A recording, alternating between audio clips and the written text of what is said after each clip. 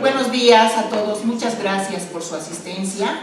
Hoy jueves vamos a empezar con la sesión del hospital y también tenemos nuestro tercer curso de temas selectos en cirugía plástica y reconstructiva.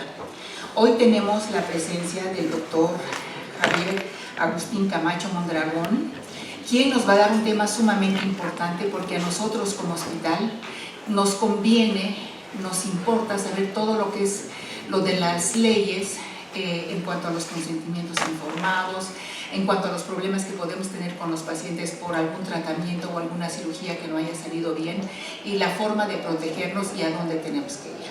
El doctor Agustín Camacho Mondragón, quien se encuentra aquí, es cirujano plástico certificado y es egresado del Hospital Central del Sur de Alta Especialidad de Pemex.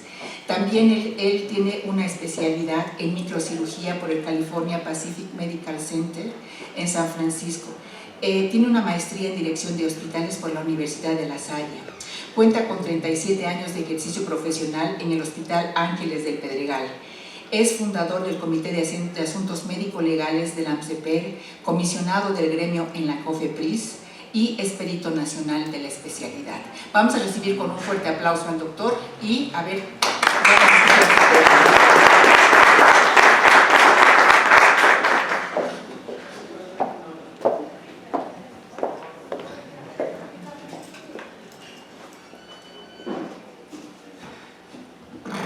Buenos días a todos. Quiero agradecer a las autoridades del hospital, a su coordinación y dirección de enseñanza, sobre todo a la doctora Elizabeth Rodríguez, coordinadora de este curso, jefa del curso de cirugía plástica de este hospital y del servicio. Para nosotros es un honor asistir ya a este tercer evento del curso de temas selectos en cirugía plástica, estética y reconstructiva.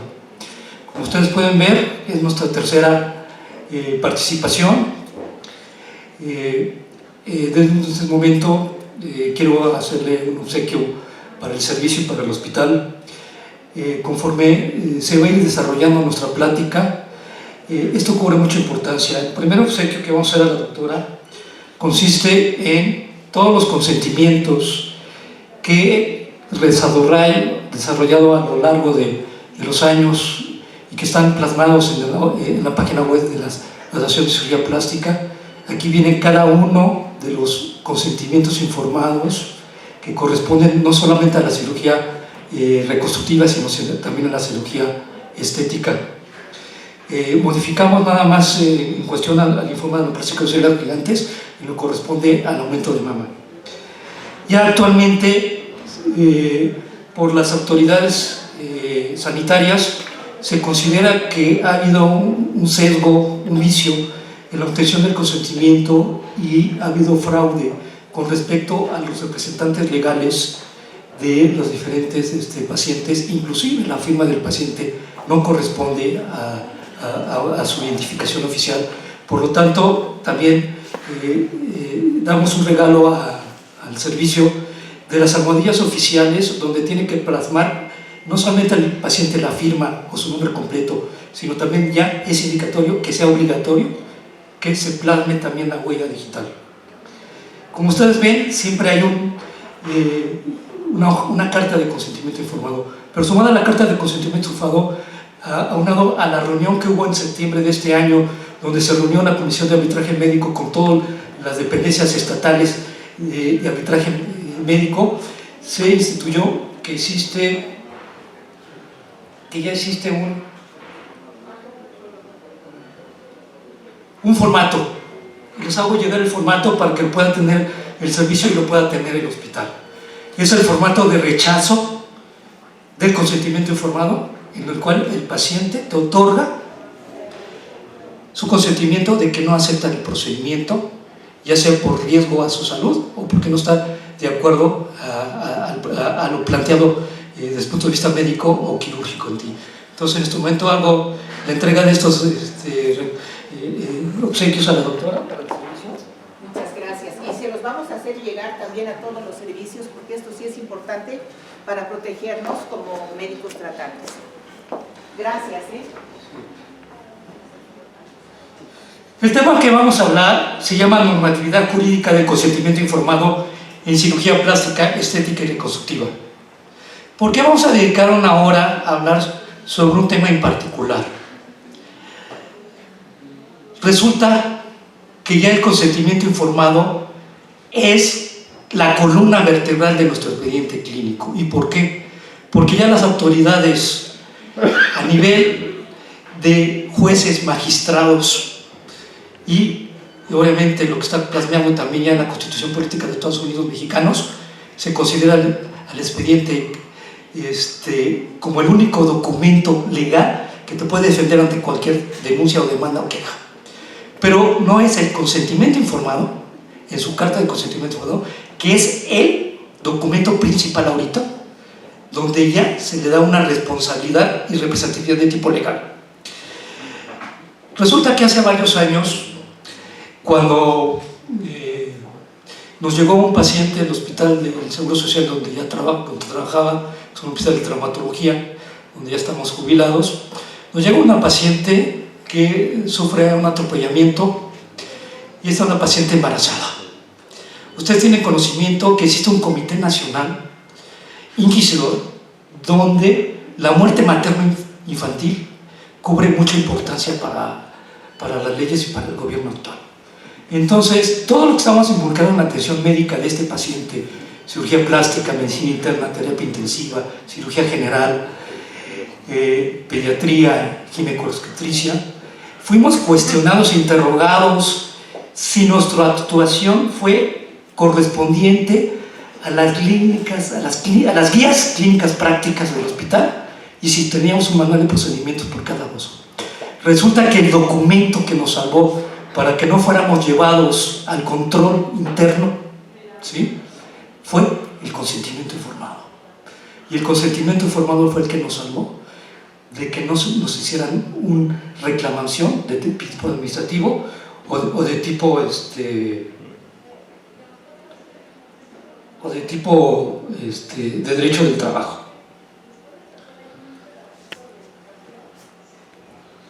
Por lo tanto, en esta plática, para que ustedes no se me pierdan, hemos dividido la plática en 3 partes.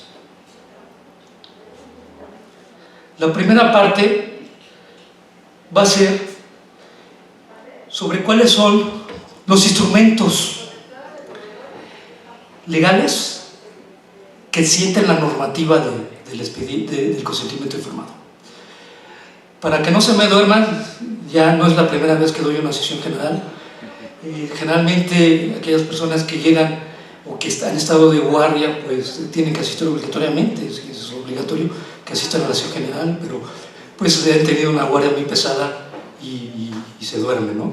Les voy a hacer 3 preguntas al auditorio y esto es necesario porque quiero que entiendan lo que dijo la Suprema Corte de Justicia sobre ciertos aspectos, ¿sí?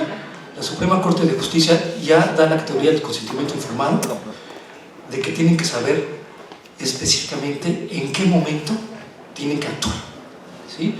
Y para empezar nuestro tema, vamos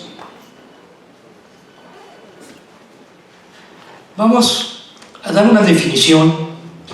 Esta definición la puse, existen varias definiciones, la definición que da la ONU, la definición que da ciertas legislaciones de diferentes países, pero la importancia del consentimiento informado, se dice, es el acuerdo de voluntades entre el médico y el paciente, en el que primero realiza una propuesta de plan médico o quirúrgico, informa de los riesgos, beneficios y solicita autorización para atender urgencias o contingencias derivadas del acto autorizado. Este acto autorizado es a lo que te va a firmar un paciente, que puede ser un procedimiento médico o puede ser tu cirugía. En cirugía plástica puede ser que se está autorizando el acto médico y quirúrgico para una rinoplastía, para un aumento mamario, para un lavado quirúrgico de un paciente quemado, para una exploración de mano, ¿sí?, o para una cirugía de liposcultura, ¿sí? Esto está reglamentado en la Ley General de Salud, en el capítulo de atención médica. Con respecto a esto, ¿desde dónde viene esto que dice propuesta a realizar un plan médico donde se pide una autorización? Este párrafo lo podemos ver desde la época de la Segunda Guerra Mundial, en la que el partido nazi, a través de sus médicos, hicieron de manera horrible, tortuosa, ciertos procedimientos a seres humanos en los cuales les ocasionan un gran daño, ¿sí? Y eso no se podía quedar así. Cuando el partido nazi perdió la Segunda Guerra Mundial y los representantes de los contrarios del eje, que fue Estados Unidos, que fue Rusia, que fue Inglaterra, que fueron los que le ganaron la guerra, todos estos nazis médicos fueron llamados a un juicio donde se les acusó y se les sentenció por muertes, homicidios, genocidios, sobre todo a la población judía, ¿sí? Estos experimentos que hicieron en seres humanos no debió haber pasado. Y entonces eso se refleja en el año de 1947, cuando sacan el Código de Nuremberg. Ese Código de Nuremberg ya menciona cómo debe hacerse el consentimiento informado y en base a qué debe ser el consentimiento informado. Ya dan específicamente los derechos humanos. Pero no fue hasta la década de los 60, donde se saca una reunión que hubo de seguridad en cuanto a la atención de salud, donde sacaron el documento de Helsinki. El documento de Helsinki fue donde fueron asistidos varios representantes de varios países de Latinoamérica, ¿sí? Al igual que de Europa, donde ya dan los requisitos, ya dan cuáles son las reglas del juego en la cual en la investigación clínica en seres humanos se debe hacer el respeto de los derechos humanos, sobre todo el respeto de la vida, el respeto de la integridad, que está plasmado en el capítulo 1 de nuestra Constitución Política de los Estados Unidos Mexicanos. Para ello, tenemos nuestro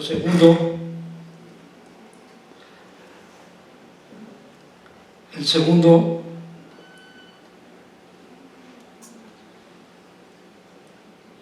definición. Yo le estoy indicando que el consentimiento informado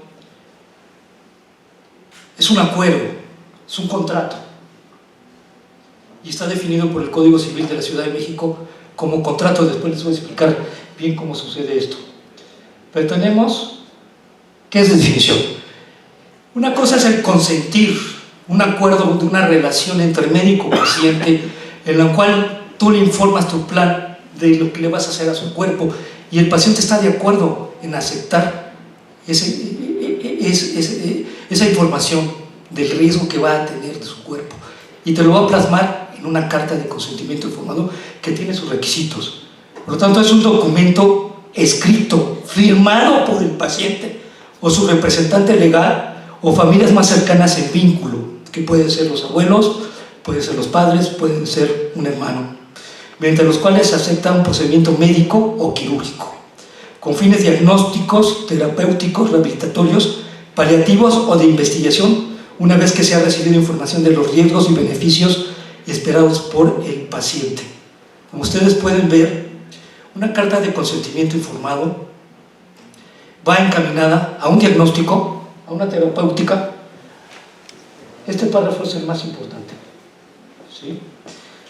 Cuando ustedes, sobre todo a nivel privado, tienen que redactar en base a los requisitos que norma la norma mexicana de salud, la 004 SC3 del 2012, que habla sobre el expediente clínico, donde el párrafo 10.1 es específicamente los requisitos que debe tener nuestra carta de consentimiento informado. Ustedes pueden poner toda la información que sea necesaria, pero ya actualmente el recabar o el aceptar los riesgos tienes que poner exactamente si ese riesgo es inherente. O sea, tenemos riesgos que son ocasionados por el procedimiento quirúrgico que tú hiciste. En el caso de cirugía plástica, cuando hacemos un procedimiento de lipoescultura con la cánula de liposucción, algunos colegas han cometido el error y la mala técnica de perforar el intestino delgado, el intestino grueso, inclusive el hígado, inclusive también han perforado el pulmón. Y esa acción pues se castiga, ¿sí? Pero actualmente tú tienes que poner el riesgo inherente. No solamente tienes que poner los riesgos que atañen a tu procedimiento, sino también los riesgos inherentes. Y eso lo vamos a ver más adelante. México tiene acuerdos internacionales y tratados con varios países, no solamente desde el punto de vista comercial, sino también desde el punto de vista de salud. El organismo en el cual vela por los derechos humanos se llama Corte Interamericana de Derechos Humanos, que está ubicada en San José, Costa Rica.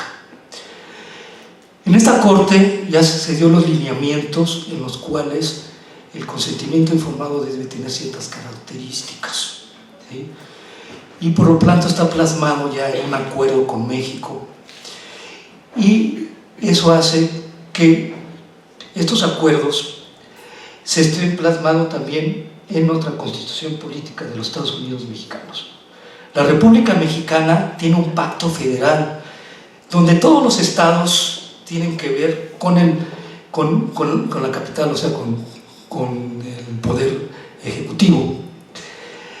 Ya estamos viendo que el consentimiento informado se ha legislado, ¿sí? Tanto en la Cámara de Diputados como en la Cámara de Senadores, pero no solamente es un actuar del Poder Legislativo, sino también es un actuar del Poder Ejecutivo, donde ya le da a ese decreto que se convertirá en ley su aprobación, y cuando sale en el Diario Oficial de la Federación publicado ya se convierte en ley, y los estados tienen 60 días para aplicarla en cada quien en su estado, ¿sí? El Pacto Federal, ahorita hay una serie de estados que no gobierna Morena, el partido del régimen que tenemos, donde quieren retirarse del pacto fiscal.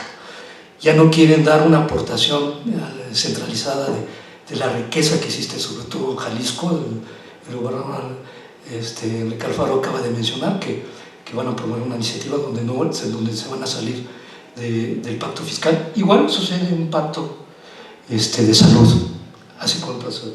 El pacto de salud está contemplado en que los estados pueden legislar en materia de salud y de consentimiento informado, ¿sí? Pero esto no es así de sencillo. Una iniciativa parte de cualquiera de las dos cámaras, puede partir de la Cámara de Senadores o de la Cámara de Diputados y ser una iniciativa. Ya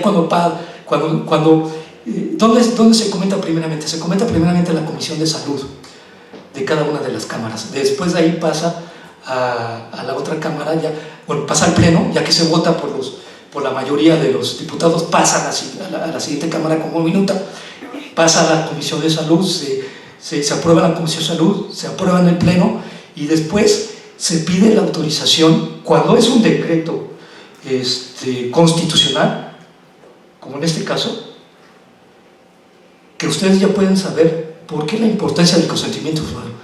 El consentimiento informado ya se elevó al grado constitucional, ya sobre cualquier ley.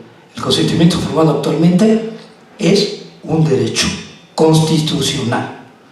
¿Y esto por qué? Porque el artículo 1 de la Constitución Política de los Estados Unidos Mexicanos dice que hay un bien jurídico, y el bien jurídico es el derecho de la vida, el derecho de la integración física y mental del paciente, y el derecho de la libertad y de consentir lo que pueda hacer con su cuerpo, y eso lo decide el paciente, o si es menor de edad, lo decide el familiar o el representante legal o la persona que esté a cargo de la parte potestad del menor.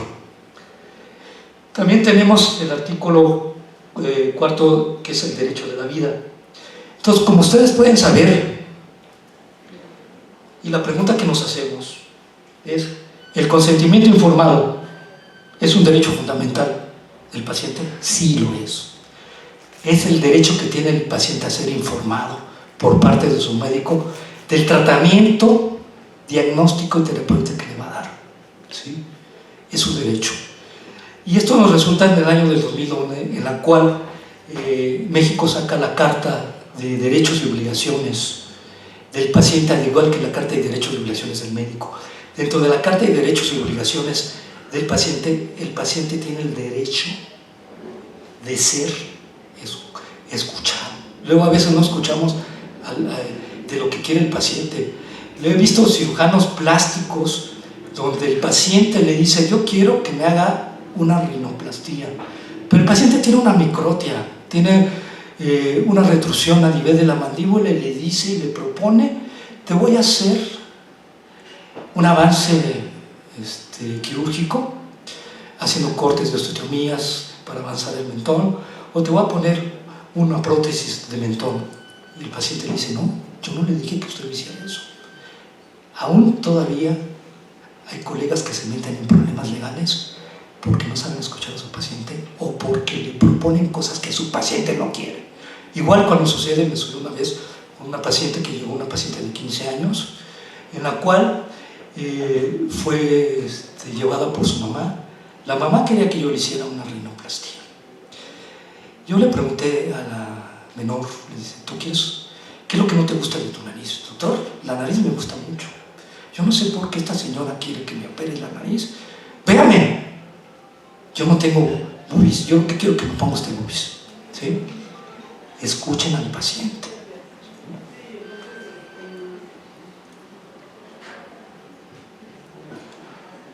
Bueno, ¿cuáles son los documentos que norman y que van a estar en vigilancia de ese consentimiento informado?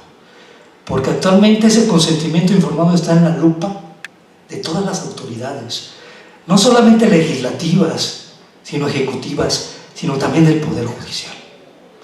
El juez ya dentro del expediente clínico, lo primero que ve es cómo va el consentimiento informado, la carta de consentimiento informado del médico, ¿sí? Tenemos la Ley General de Salud. La última reforma se hizo en el 2003. Todos estos que ven aquí, estos que están aquí arriba, generalmente las modificaciones de ley que se hacen ahí las hace el legislativo. Las modificaciones que se hacen a nivel constitucional son propuestas por el presidente. Pero en la parte de abajo, las modificaciones que se hacen cada 5 años a lo que corresponde a las normas oficiales de salud son competencia de la Secretaría de Salud. El Departamento de Educación y Salud es el que hace la norma oficial y se tiene que revisar y se tiene que hacer el cambio cada 5 años. Pues ya tenemos aquí otros actores diferentes, que es la Comisión Nacional de Arbitraje Médico, que es la CONAMED. Y aquí tenemos una cosa particular en la cual no es suficiente plasmado de manera general en la Ley General de Salud sobre ciertas características del consentimiento informado, sino que se tienen que hacer reglamentos que se suman a la Ley General de Salud, y tenemos 2 reglamentos. Tenemos el reglamento de la Ley General de Salud en materia de investigación para la salud. Y hay hospitales que tienen comité de investigación, tienen su comité de ética o comité de bioética, donde se plasman o se hacen las autorizaciones para cada uno de los procedimientos de investigación que se tienen que hacer. En cuanto a la investigación, se tuvo que sumar una especialidad que es la especialidad de bioética. La Comisión de Bioética, todo hospital tiene que tener un comité de bioética, porque los principios que dictan de beneficencia, no maleficencia, justicia y objetividad, que marcan los principios de bioética, son los que hacen que los derechos humanos se conserven en una investigación. Ahora, el consentimiento informado que se hace o que se redacta para una investigación es completamente diferente, tiene apartados particulares con respecto a consentimiento informado de atención médica para los prestadores de salud. Entonces, como ustedes pueden ver, podemos recabar dos tipos de consentimientos: el que se refiere a investigación o el que se refiere a la atención médica. Para empezar, vamos a mencionar cuáles son los artículos que están plasmados después de legislar los diputados y senadores y que se han convertido en ley y que han sido republicados en el diario oficial de la Nación con respecto a la atención de los servidores de salud, de los prestadores de salud. Tenemos que en la Ley General de Salud, título tercero habla sobre la prestación de los servidores de salud, que viene siendo, no solamente viene siendo el médico, viene siendo la enfermera, viene siendo el camillero, viene siendo todos los que participan en el hospital, ¿sí? Y es el artículo 27 que nos habla sobre la protección de la salud. ¿Por qué es importante este artículo? Viendo la alta y alto costo de atención que existe en los hospitales de segundo nivel y en los hospitales de tercer nivel, donde una cirugía de corazón abierto o una cirugía de neurocirugía, donde tienen que hacer tecnología ya inclusive, ya muchos especialistas de esas ramas manejan robots. Ya la práctica de la cirugía, utilizando la tecnología de un robot, ya es una realidad y podemos hacerlo estando en México a llevar una cirugía en otro país a través de la robótica. ¿Sí? Entonces, ¿qué nos dice este?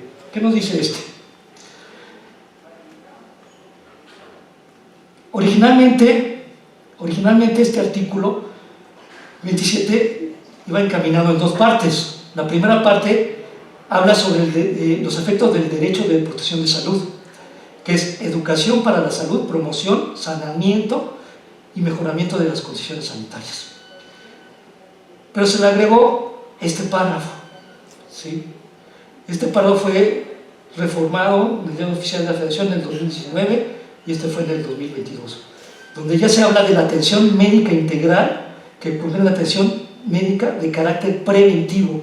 Y este carácter preventivo está en qué consiste: realizar todas las acciones de prevención, promoción para la protección de la salud, de acuerdo a la edad, sexo y determinantes físicos, psicosociales, que es el bienestar de salud de un paciente.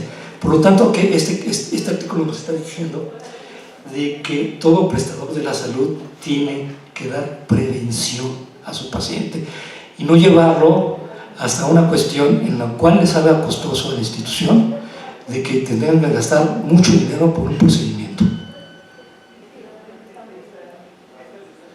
Tenemos este otro artículo. Este es el artículo ejemplar, el artículo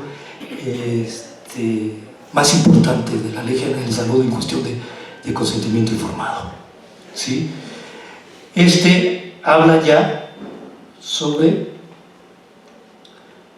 los usuarios del servicio y cómo se va a actuar en la comunidad, ¿sí? Tenemos que el artículo original habla sobre esto, sobre los procedimientos diagnósticos terapéuticos ofrecidos y sobre todo, este es un primer párrafo, ¿no? Sobre procedimientos diagnósticos y terapéuticos. O sea, el artículo original hablaba dos partes, esta parte y la segunda parte que tenía que ver con recabar el consentimiento en urgencias y quienes en caso de incapacidad transitoria en el cual en una urgencia el paciente, una urgencia traumática, un traumatismo craneoencefálico de cualquier grado, un paciente en el cual fue agredido desde el punto de vista con un arma blanca o un proyectil de arma de fuego, donde una pérdida masiva de sangre y pues llega de manera inconsciente, en shock, y no te puede recabar. Entonces aquí menciona quiénes son los que pueden recabar. Pero ya hay una serie de reformas que se han hecho y que se han publicado donde ya te dan carácter al consentimiento informado. Aquí, el consentimiento informado constituye el núcleo del derecho a la salud. Es lo que les decía. El artículo 1 y el artículo 4 de la Constitución Política son los que le dan el carácter constitucional al consentimiento informado. ¿Qué significa eso? Significa que ya está al lado del derecho. O sea, el consentimiento informado se puede castigar y se sanciona. Y ahorita vamos a mencionar cómo se sanciona. Les había dicho que esta es la primera parte de la plática, después vienen las preguntas que son importantes y después viene cuáles son las acciones a las que tú, por error médico, por no tener un consentimiento adecuado, ¿sí?, o por no hacer valer ese derecho del paciente y nunca hiciste el consentimiento informado, a que eres acreedor, ¿sí?, ¿qué sanción vas a tener? ¿Sí? Entonces aquí ya nos habla de que ya es el núcleo importante del derecho. Aquí la conformidad expresa que una persona, ¿sí?, manifiesta por escrito. En el Código Civil de la Ciudad de México y en el Código Federal se habla mucho sobre cómo se tiene que expresar el consentimiento informado. El consentimiento informado, después de que tú has hecho la historia clínica en la cual has recabado los antecedentes, primero la ficha de identidad de tu paciente, has recabado todos los antecedentes, el por qué motivo el paciente acude contigo, y después de todo eso de mandar los estudios pertinentes para confirmar tu diagnóstico en laboratorio y gabinete, ¿sí? Les puedo decir que hay muchos colegas que se han metido en broncas, ¿sí?, porque sobre todo uno que ya lo expulsamos de la asociación hace varios años, el doctor ya tenía 5 muertes. Un doctor cirujano plástico de Tijuana, que hacía mucho turismo médico. No sé si ustedes se enteraron de un caso que vino una paciente de Australia. Y la paciente de Australia viajó. Para los que han viajado a Australia, para ir a Australia son aproximadamente 16 horas de vuelo, donde pues, hay una éstasis venosa, ¿sí?, y sobre todo no hay un vuelo directo a Tijuana, llegas directamente a Los Ángeles, de ahí te trasladas en carretera, llegas a Tijuana, te ve el doctor no te hace ningún estudio de laboratorio, así como vas bajando del avión, te mete al quirófano para hacerte múltiples cirugías, te hace una abdominoplastía, te hace una liposucción, ahorita que está de moda las 360, que tiene mucho riesgo quirúrgico con muchas complicaciones, ¿sí? No solamente te hace eso, te hace un aumento mamario, una presión mamaria con los implantes. Hay otros que son muy agresivos, que inclusive ahí en el Ángeles del Pedregal tuvimos un cirujano plástico que lo corrieron porque hacía este tipo de procedimientos en los cuales todos los pacientes terminaban con 6 de hemoglobina, en choque y en terapia intensiva, ¿sí? Entonces es por eso que el consentimiento tiene que ser expresado por escrito y siempre obligatorio cuando es procedimiento quirúrgico el que sea, ¿sí? En cuestión de prestadores de salud, que ya es otra, tanto públicos o privados están obligados a comunicar de manera accesible, oportuna, en lenguaje comprensible, la información veraz, completa, incluyendo objetivos y posibles beneficios, riesgos esperados, alternativas de tratamiento, para asegurar que los servicios se proporcionen sobre la base de consentimiento informado. Como ustedes pueden ver, hay pacientes que luego te llegan a tu consulta y llegan que ya se leyeron todo o que ya entraron a una aplicación de Google y ya investigaron todos los procedimientos que quieren y te dicen, quiero que me haga este procedimiento porque fulanito me lo está haciendo, ¿sí? Obviamente, pues es literatura no confiable, no científica, en lo cual pues no tiene la verdad absoluta, ¿no? ¿Sí? Pero así llegan los mismos pacientes. Inclusive el médico, en base ya a lo que se normó y que se modificó en base a este artículo 52 con las prestaciones de salud, la información tiene que veraz, completa y tiene que reunir los beneficios y riesgos. Pero estos beneficios y riesgos ya no es mencionar, por ejemplo, que el paciente en X cirugía va a presentar una hemorragia, va a presentar una cicatrización, va a presentar X complicación o riesgo inminente. No lo tienes que mencionar solamente, tienes que poner en qué consiste cada uno, ¿sí? Yo les recomiendo que cuando ustedes le den a leer esa carta de consentimiento informado al paciente, lo lea y firme al calce, firme cada hoja donde el paciente comprendió lo que está en esa hoja. Y no tiene que ser con abreviaturas, ni tampoco con tachaduras, ¿sí? Tenemos otro apartado que habla sobre, que decía, sobre la comprensión, ¿sí?, de la población a ese consentimiento. Otro es la situación en la que la persona no puede dar el consentimiento, que ya lo hemos nombrado en nosotros, que va a ser voluntad, pero esto es muy interesante, sobre todo a nivel de urgencias. ¿Qué pasa y qué se ha cambiado a nivel de urgencias?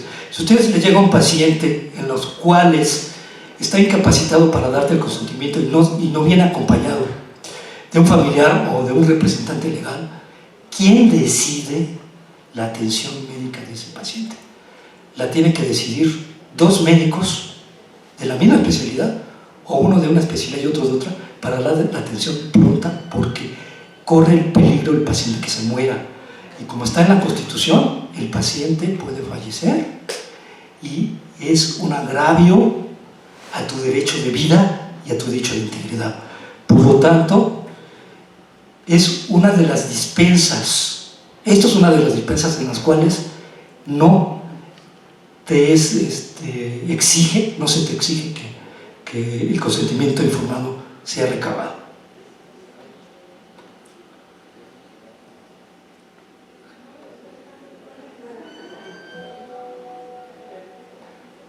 Tenemos otro capítulo que habla sobre quién firma el consentimiento informado en caso de niños y niñas.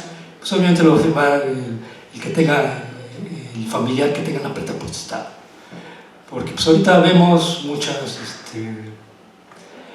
que ya Donald Trump ya va a quitar todo esto, son muchas cosas de género, en lo cual ya hay un género X, otro género, o sea, ya el género masculino y femenino ya no existe, existen ya 27 diferentes tipos de género, ¿sí? Entonces, el que tenga la preta potestad, que puede ser cualquiera, es el que otorga el consentimiento. ¿Qué pasa en lo que es el reglamento? Acuérdense, el reglamento se tuvo que realizar para, de manera ya más específica, sobre ciertos temas que atañen, y en este caso es la prestación de servicio en atención médica. Y tenemos los artículos que van desde el 76, 80, 88, 83. Nos habla que el consentimiento informado, cuando el paciente ingresa a un hospital, tiene que ser de manera voluntaria. Tú no tienes que obligar, ahora, usted si se muere, si no me firma se va a morir y te tiene que firmar porque se va a morir, ¿sí? Entonces tiene que ser voluntario, solicitar por escrito y que exista previa indicación respecto a la parte del médico tratante. En todo hospital y siempre, en el artículo 80, en todo hospital y siempre en el estado de usuario lo permita, recabarse su ingreso, autorización escrita y firmada, pero queda con fines diagnósticos. ¿A qué se refiere estos artículos? Se refiere a que el consentimiento que tú hagas en urgencias o que tú hagas cuando es una cirugía electiva, ya sea que estés en un hospital privado o a nivel institucional, tienes que recabar un consentimiento diferente a tu procedimiento, diferente a tu tratamiento que le vayas a dar. Este consentimiento no es el mismo que tú vas a dar para una cirugía, este es el inicial. Pero he visto varios médicos que lo toman como lo consideran cuando van a programar una cirugía, en la cual ciertos hospitales, el jefe de quirófanos te dice, no, le rechazamos su cirugía porque usted no tiene la hoja de riesgo quirúrgico por parte del servicio de medicina interna, usted no tiene la hoja de riesgo anestésico por parte del servicio de anestesia, usted no tiene los estudios necesarios de laboratorio de gabinete para que yo le pueda programar su cirugía, por lo tanto no se lo programo, y además usted me está trayendo un consentimiento informado que no corresponde a la particularidad del procedimiento que se está realizando, ¿sí? Entonces, por lo tanto, tiene que ser un consentimiento informado por cada procedimiento que ustedes tengan. No se puede... actualmente la autoridad, y eso depende mucho del perito, ¿sí? Yo he sido perito de la especialidad durante 11 años, la mayor parte nos la hemos pasado en los juzgados del 1 al 20 y tantos en Niños Héroes, donde son los juzgados de juicio civil, que ya a partir de este mes se hizo una modificación a ciertos temas que ya van a ser de carácter, como se hace en los juicios de carácter penal del sistema nuevo de adversidad acusatorio, donde ya se hacen varias etapas de ese proceso penal, donde hay una parte intermedia donde aún se puede todavía arreglar el médico con el paciente, pero ya cuando llega a juicio oral, el juicio oral es una sala como esta, es una sala bonita, donde tienes al juez, tienes a su asistente, tienes a la parte, y estás allí tú, y te están filmando, porque ya se pueden filmar esos juicios orales. Todo lo que digas de las preguntas que te haga una parte acusadora o la parte de la defensa, que es el interrogatorio y el contradictorio, va a ir encaminado para que el perito se contradiga con la finalidad de desestimar ese peritaje, ¿sí? Son técnicas que usan los abogados para que el juez en un momento dado pueda decir que el consentimiento informado en el cual tú estás apoyando al juez como auxiliar en la normativa, en el proceso, tú no eres parte directa, pero es auxiliar. Puede decir, quedas estimado, que venga un tercero en discordia, un perito tercero en discordia. Pero ya cuando tú llegas como perito en discordia son expedientes ya te tienes que leer todos los acuerdos, todo el expediente clínico y todo eso, que te dan aproximadamente 10 días para que lo hagas. Son expedientes más o menos de 1000 hojas, ¿sí?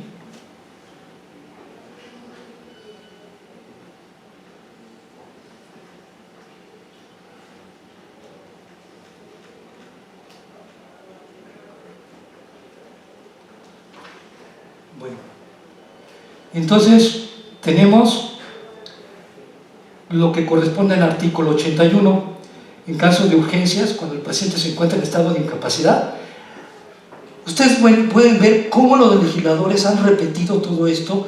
Esto ya se repitió también en la Ley General de Salud, pero se está nuevamente reafirmando lo que es el reglamento de la Ley General de Prestaciones de Atención Médica. Cuando, en caso de urgencia, se encuentra en estado de incapacidad, el documento se refiere al artículo anterior, será suscrito por el familiar más cercano del vínculo de compañía y en su caso el tutor representante legal una vez que haya informado el carácter. Cuando no sea posible obtener por incapacidad del paciente ausencia de las personas, se requiere el párrafo antecedente, los médicos auxiliares del hospital a que se trate, ¿sí? Okay, esto se refiere a lo que ya habíamos comentado. Pero ¿qué nos habla? ¿Qué nos habla el artículo 82? ¿Sí? El artículo 82, aquí ya se empiezan a mencionar en el documento cuáles son los requisitos que deben ustedes de tener en su consentimiento informado obligatorios. Y esto no cambia, o sea, el consentimiento informado tiene 3 partes. Esta es la primera parte que nunca va a cambiar. La segunda parte es cuando tú hablas y expresas, informas, ¿sí?, de los riesgos, complicaciones, beneficios, e inclusive mencionas y desarrollas la técnica. No vas a hablar toda la técnica quirúrgica, pero sí tienes que mencionar en qué consiste la cirugía, ¿sí? Se refiere a la institución, a que pasa el hospital, nombre, razón de iluminación, el tipo de documento, lugar y fecha, nombre y firma de la persona que otorga la autorización, nombre de los testigos, procedimiento de tratamiento de aplicar y explicado del mismo. Vamos a hacerlo apartado con respecto a lo que le estaba diciendo de la falsificación de las firmas. Un consentimiento informado el juez lo puede anular. Lo puede anular por inconsistencia del mismo, por mal llenado del mismo.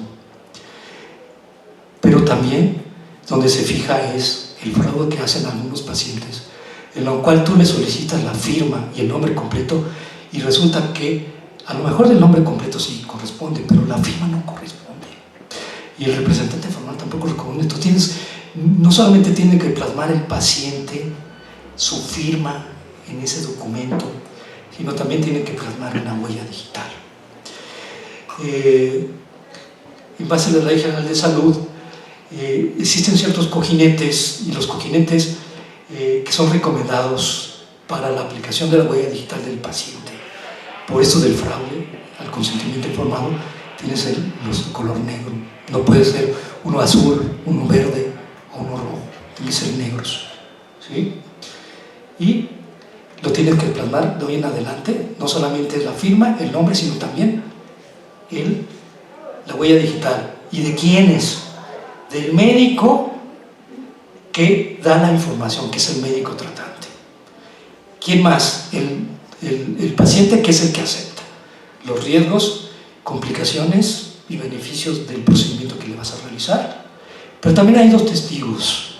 Está el testigo por parte del médico y el testigo por parte de la paciente. Pero ya a partir de este año, la Comisión de Arbitraje Médico recomienda que se sumen 2 firmas más de testigos. ¿En qué caso? En el caso que tenga que hacer una amputación, ¿sí? Una extracción de un órgano, que ese órgano ya no tiene vida, eso tienes que recabar otra firma más.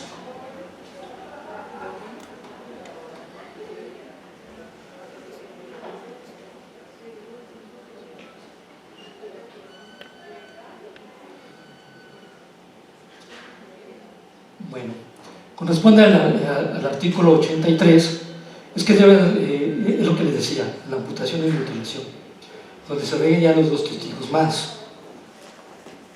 Ok.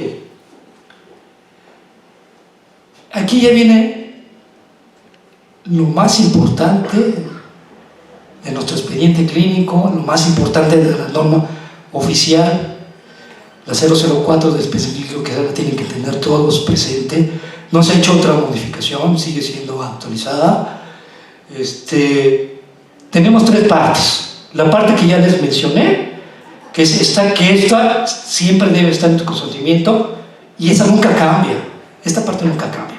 Tenemos una segunda parte donde se hacen los alineamientos y riesgos, beneficios esperados, donde están las actualizaciones. Esta es la segunda parte, y esta es la segunda parte donde ya nos recomienda a partir de este año la CONAMED que ya no puedes poner, o puedes hacer un formato donde vengan de manera general los riesgos. Tienes que poner cada uno de los riesgos, ¿sí? Porque ya CONAMED ya va a irse directamente al consentimiento, y si no lo pusiste, estás haciendo una mala práctica de ese consentimiento, en la cual puede resultar en sanciones. ¿Sí? Pero tenemos una tercera parte. La tercera parte donde dice cuáles son los eventos que requieren carta de consentimiento informado. Obviamente, como lo habíamos mencionado, es el ingreso hospitalario. Todo paciente que ingresa a un hospital, por la vía que sea, por urgencias, por la consulta, tiene que tener un consentimiento informado. Tenemos procedimientos de cirugía mayor. Los procedimientos de cirugía mayor son los que más pueden tener riesgos que se presentan en tu paciente, ¿sí?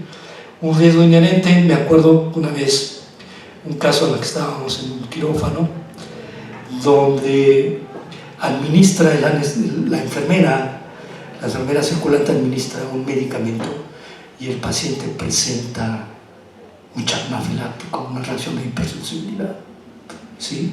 Donde no se percata el anestesiólogo de esta reacción, no se percata, y por lo tanto el paciente termina después de ese procedimiento en terapia intensiva.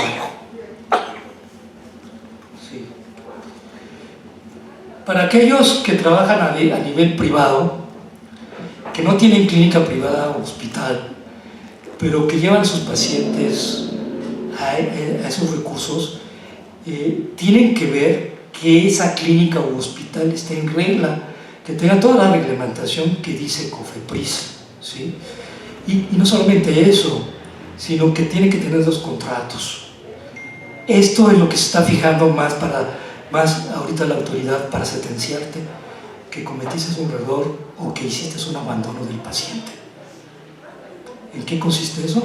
Consiste en que esa clínica o hospital tiene que tener el contrato hacia un lugar donde haya un departamento donde puedas tú obtener una transfusión sanguínea, un paquete de transfusión sanguínea, y el otro donde puedas tú tener el contrato de una ambulancia y se pueda trasladar el paciente, ¿sí? Tenemos procedimientos que requieren anestesia general, la salpingoclasia, que son técnicas anticonceptivas, donación de órganos, investigación clínica, necropsia hospitalaria, y aquí es una cosa importante del alto riesgo, que por eso me extrañe en cuando el personal de salud obtener cartas de consentimiento informales adicionales previstas al actual. ¿Qué se está viendo? Yo lo que les recomiendo es que se ha tomado una decisión en la cual tú puedes cambiar tu procedimiento quirúrgico, pero no le has comentado a la familia que puedes hacerlo, porque el paciente ya no lo puede hacer. Si no se lo cometes un error. Bueno, vamos a irnos un poquito más rápido. Tenemos lo que es la norma 024, que ya habla sobre el expediente clínico electrónico. Actualmente el expediente clínico electrónico ya tiene cierta importancia, ya lo define la norma que tiene que regular los sistemas de información. Todos los hospitales ya utilizan esto. En el futuro, con la inteligencia artificial, todo esto va a sustituir al expediente y esto debe ser obligatorio en todo el territorio mexicano. Como les he dicho, los eventos. Dentro de los eventos, pues ya se agregaron 4 más. Cirugía plástica, estética, reconstructiva, todos los procedimientos mínimamente invasivos e invasivos, desde una aplicación de Botox, una aplicación de rellenos, tiene que tener antecedentes.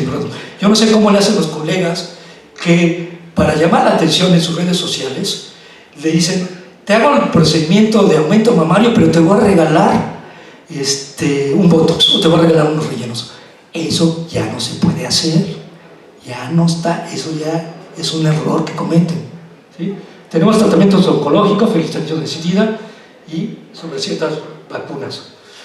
Tenemos un formato de rechazo, donde este formato de rechazo en el punto 6 y en el punto 10 se modificó con respecto a la recabación del otro. ¿Y en qué consiste? Consiste en que aquí ya se menciona que tienes que poner tu célula de especialista y tu célula profesional. Y aquí, donde pone el paciente, cuáles son las enfermedades crónico-degenerativas, o sea, sus antecedentes. Y aquí en esta parte de aquí es donde el paciente dice: no acepto. Y cuando este momento, el paciente puede, desde el momento mismo que no le gustó tu plan de tratamiento, que quiere una segunda opción, en el momento tiene que firmar esto. Y esto ya lo tienen que tener, ya lo proporcionamos a la doctora. Esto ya es una realidad. A partir del año que viene, este formato se tiene que recabar y tiene que estar en todos los servicios. Tenemos que la Suprema Corte de Justicia, a partir de agosto del 2022, ya da el consentimiento formado en consecuencia a que es el derecho, o sea, donde en consecuencia ya se le da un derecho, que es el derecho de la vida, o sea, ya está relacionado a la ley, ¿no? Que es la integridad física y la libertad. Pero aquí dice que esto no es un escudo cuando tengas una especialidad médica en tu asociación. Ok. ¿Cuándo se recaba un consentimiento? Eso yo iba a preguntar. ¿Cuándo se recaba un consentimiento informado? El consentimiento, según la Suprema Corte de Justicia de la Nación, se tiene que recabar 24 horas antes. Hay colegas que lo recaban inclusive en el pasillo, cuando va entrando el paciente al quirófano, o lo recaban en el mismo quirófano. Eso no se puede hacer. Según la Suprema Corte de Justicia, ya está es un menor. ¿Sí? Ahora, ¿cuándo se puede rechazar? El paciente lo puede rechazar desde el momento mismo de la cirugía. Ahora, les pregunto, levanten la mano, ¿quién operaría a un paciente que no te firmó un consentimiento informado? ¿Quién lo operó? Nadie. No debes operar a ningún paciente que no te firmó un consentimiento informado, nunca. Aunque sea privado y aunque sea institucional, no. Ahora, tenemos que en el Código Civil hay varios artículos donde el Código Civil considera que el consentimiento informado es un contrato. Y vienen todos esos artículos. El 92 habla sobre los acuerdos entre dos partes. Y esto le da carácter de contrato. Y el contrato tiene que ser consentido. Y vienen todas estas partes que tienen que ser inválido. Lo más importante es el 4, que no se apegó a los requisitos que tú tuviste. No se apegó. ¿Cuáles son los contratos que uno hace? Es el contrato de la relación médico-paciente. Cuando tú le informas al paciente y el paciente lo firma, ese es un contrato contractual. Pero hay un contrato extracontractual que es a través de una aseguradora o una administradora de salud. Eso es otro rollo. Tenemos también que este es el que te defiende. Este artículo es el que te defiende. El 1803, donde tú expresas de manera verbal y ya por escrito ese consentimiento informado. Y puede ser a través de cualquier medio cuando utilizas el expediente electrónico. ¿Sí? Bueno, esta es una plática muy amplia. Lo que sí les quiero decir, nada más para decirle que hay excepciones, están esas excepciones, sí constituyen la prueba. Estos son los errores en los cuales la carta de consentimiento te puede causar una sanción administrativa o una sanción penal.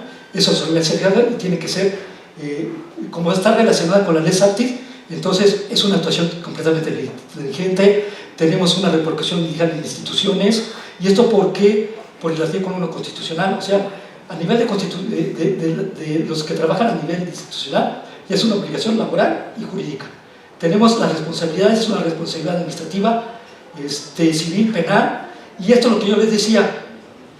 Nosotros debemos decir si hay evidencia que demuestra que hizo el consentimiento en los riesgos y eso. Tenemos la responsabilidad que marca las sanciones, ¿cuáles son? Suspensión, amonestación, inhabilitación. ¿Sí? Estas son las sanciones administrativas. Esto es lo que ya te van a cobrar. Te van a multar por 1.680.000 pesos si no recabaste. ¿Cuándo obtener el consentimiento informado? 15 años tienes que guardarlo. ¿Sí? Tenemos la responsabilidad civil, en la cual es esta, que obra ilícitamente. Esto es la reparación de daños y perjuicios que debes de pagar, y si se demuestra si lo tienes que pagar, pero que si es por acción del paciente, pues no lo tienes que pagar. ¿Sí? Esto ya es de la disposición penal. Hay una que es la pena y otra la medida, donde se te va a quitar 1 a 2 años del ejercicio profesional. Te pueden quitar tu cédula de especialista y te pueden obligar a pagar. ¿Sí? Ahorita nomás hay 2 casos de cirujanos plásticos, uno de Monterrey y uno que les han dado prisión, cárcel durante 1 año y les han retirado. Tenemos el Código Penal donde dice esto exactamente, pero aquí lo interesante es que en el Código Penal, como dicen, la documentación, 5 años, la norma oficial, estos son de la verificación sanitaria. ¿Sí? ¿Qué concluimos? Es un derecho fundamental del paciente de carácter obligatorio para el personal de salud. Tiene una información oportuna, completa, veraz en términos.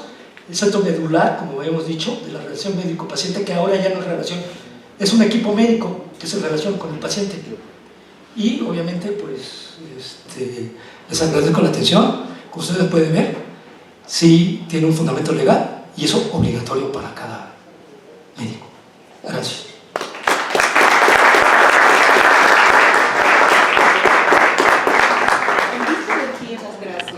Muchas gracias. Bueno, en este momento vamos a mira, esto es por parte de los residentes. ¿Sí? Bueno, vamos a esperar tal vez un poquito a las autoridades. Me informaron que están en una reunión que es muy importante, pero en caso de que nosotros, que ellos no puedan alcanzar a llegar en este momento que tendría que ser la inauguración, vamos a proseguir con nuestro programa. ¿Sí? Entonces aquí tenemos a nuestro maestro de ceremonias que nos va a hacer las diferentes presentaciones.